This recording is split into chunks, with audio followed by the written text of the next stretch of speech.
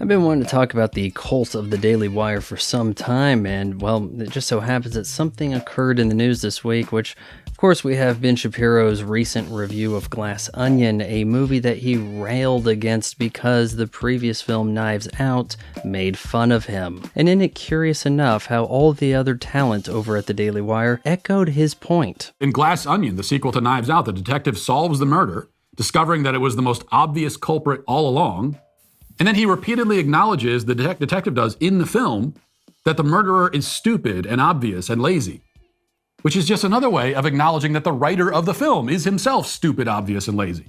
And does anyone find it strange that they're always talking about how they're having a bunch of kids? Oh, hey, we got twins over here. I've got another one on the way. We're adopting a pet. Likes to talk about their growing family. Cults. I'll tell you who isn't going to be joining the cult of the Daily Wire anytime soon. That's Steven Crowder, a free agent having recently left The Blaze. He's looking for a new bag. And who better to pick up his conservative brand of quasi-humor than the Daily Wire, whose network of video podcasts echo each other throughout the day, with a template based on reacting to news with quotes taken out of context. Steven and his brand of humor, which consists of movie references as recent as 1986. Steven, we get it, you've seen Ferris Bueller's Day Off. Steven could have fit in quite snugly, and he was offered a 4-year, $50 million contract, which sounds pretty good in this day and age, but nope, Steven wanted $120 million.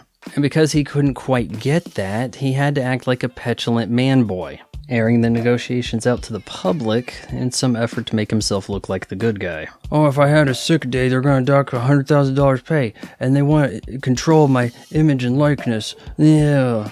Somewhat understandable, seeing as how he lost his own mug club to The Blaze, and now he's got this new one I guess he's trying, which I never really understood, that you have to sign up for the mug club, but then The Blaze had their own premium thing, so which one was what? Either rate, it seems as though Twitter is siding with Crowder on this, only because they hate the Daily Wire more. Mind you, this is an organization who sold their email list to Ron DeSantis for him to use to market a potential run for the presidency. And this means that they're going to favor him among the conservative candidates, telling their base who to vote for, and which is something I never like. I'm probably in the minority on this, but I thought that Steven was out of line. You don't need to air your term sheet. These are business negotiations. And seeing how much money you turn down doesn't really help you appeal to the everyman who is your audience. Behaving in this manner isn't going to help Steven land any other potential suitors. This was a calculated move to generate publicity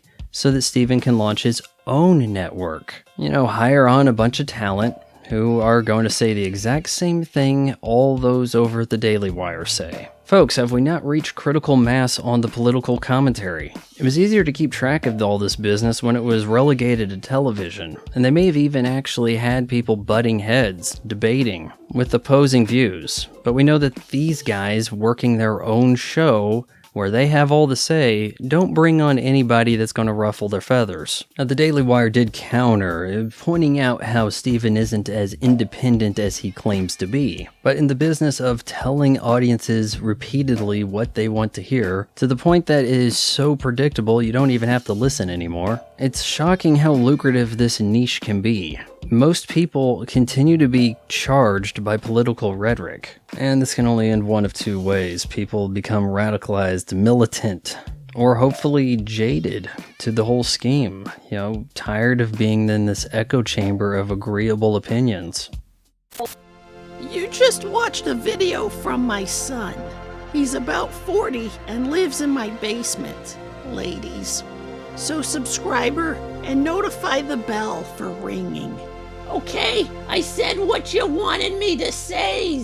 Now do the goddamn dishes.